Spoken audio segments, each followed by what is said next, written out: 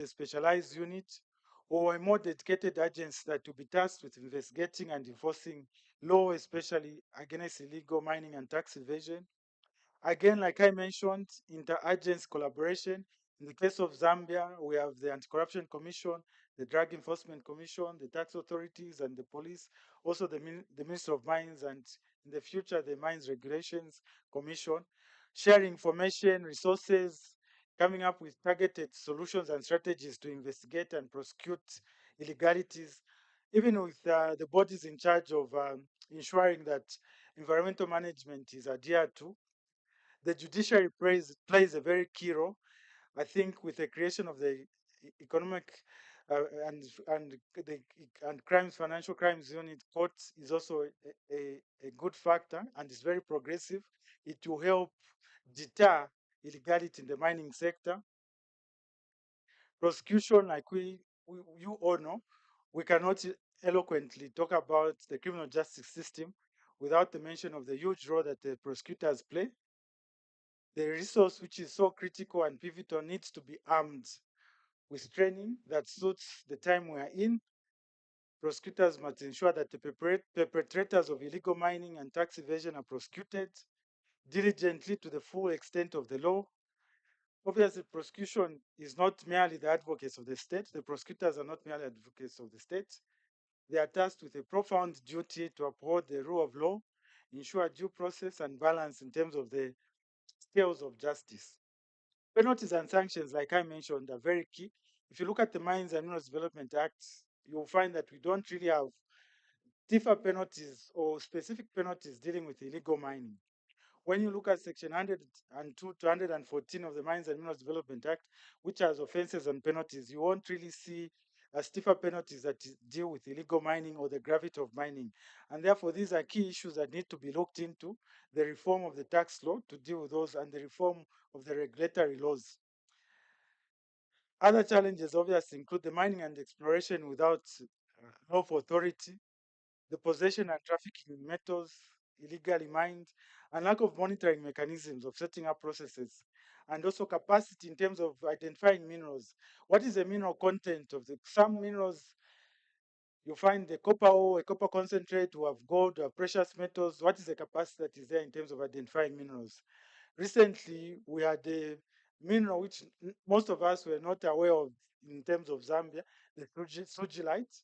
It came to the fore. So all these are key issues in terms of my time is up, in terms of finding, knowing and identifying the minerals and what strategies can we deal with. Because the minerals differ in terms of how they are moved. Some are heavy, they have to move on trucks. Some have to move in containers, tins. Others, like gold, gemstones, you can just put in a handbag, in a bag, very easy to move. So as I close up, uh, in terms of just some of the proposals, and my colleague from Zambia Revenue Authorities on the panel will speak to some of those. Some countries have gone to make sure that illegal mining, the offense, is reasonable and unbailable, just to deter the illegal mining activities. Quickly, I know my time is up, just to talk about what are we doing and what is it that happens to countries. The international implications: you can face trade sanctions, reputational damage if a country is known to have so much illegal mining in itself. The minerals, sometimes why you really need to say the source. Is it a clean gem? Is it a clean mineral? Some of the initiatives, participation in task force in illegal mining and mineral trading. Within Zambia, we have task force where we work with other enforcement agencies, task force to curb illegal mining. We had an operation recently on the Copper Belt and other parts of the country just to stem out illegal mining. We are very involved in terms of setting up the implementation of the Minerals Regulation Commission. We have set up, from the Revenue Authority perspective, what we call a smart invoice. This is a real-time track of transaction. We track whoever you'll be transacting with. That is also to ensure that everyone is brought on the tax system and we can know who X and B is trading with and the amounts. We have the implementation of what we call the electronic mineral monitoring platform. It's an inter-agency online platform which tracks the whole mineral value chain. Mining companies or players are required to declare online their production, who they've transacted with in terms of the purchase and the sale. It helps us track and monitor the value chain. Where there are mismatches, we take audit enforcement. We have also set up quickly, I know I'm out of time. We have also set up, in terms of the reforms, in terms of the organizational structure, the directorate that I'm heading was not there before. We have now a specific directorate dealing with mining taxation. And in terms of the focus, we have two audit units, one dealing with the large taxpayers and one focusing on the artisanal, small and medium taxpayers, largely because the strategies for these three groups of taxpayers is different. The needs of the artisanal mining and where we have a lot of illegalities in the artisanal and small taxpayers. So we need different strategies for that.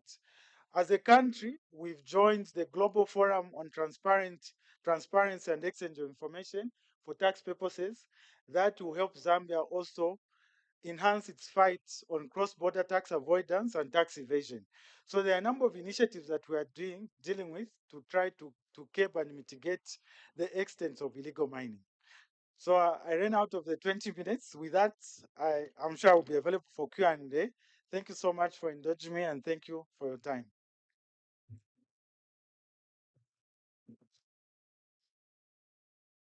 Thank you very much, Mr. Mvula. I will now call upon Ms. Diana Sakai Mulando to come and make a presentation.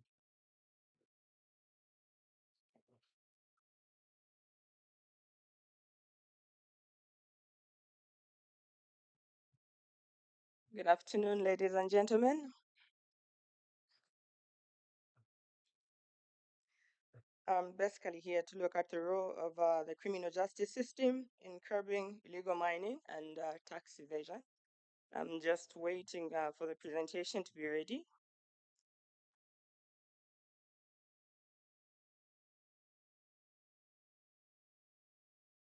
Okay, so the presentation is basically an aggregate of the major mining companies in Zambia, listed there under Chibuluma, First Quantum, Konkola, and the rest of them.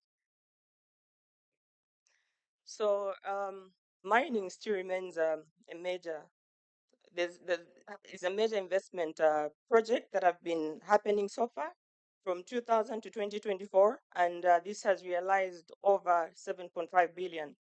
So we've got both the brownfields that were basically recapitalized, as well as the greenfields that are basically coming up, such as cobalt metals, Moscow resources, and of course the other mines that are already there. So it's really, really important to our state. So mining still remains the mainstay of Zambia's economy. So if we look at the macroeconomic contribution, of course, Zambia has an estimated non-copper reserve in excess of 1.2 billion, although some reports from the World Bank basically indicate it's in excess of about 2.8 billion. Also, what we see is that there's a significant share of foreign direct investment because most of the mining houses or companies are owned either wholly by multinational companies or in collaboration, of course, with the state. We also see that more than 65% of exports basically is accounted for from the mining industry. There's also more than 40% of government revenues that the minings basically bring. So the Chamber of Mine basically is a group of mining companies, like I earlier mentioned, and basically these are in four categories. The first one, which is basically clusters A, is comprised of the major scale mining companies. We've got Class B, which is basically the medium scale mining companies. We've got Class C, which obviously looks at exploration, both greenfields and brownfield, and also big service providers to the mining industries.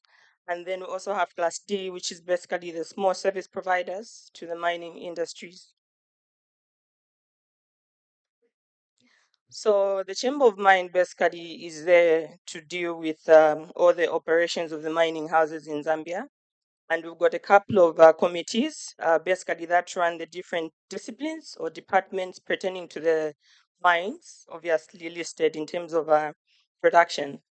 But key, obviously, to this fora is the Security Liaison Committee that basically deals with the security agencies as well as crime. So basically, mining houses have got major security concerns.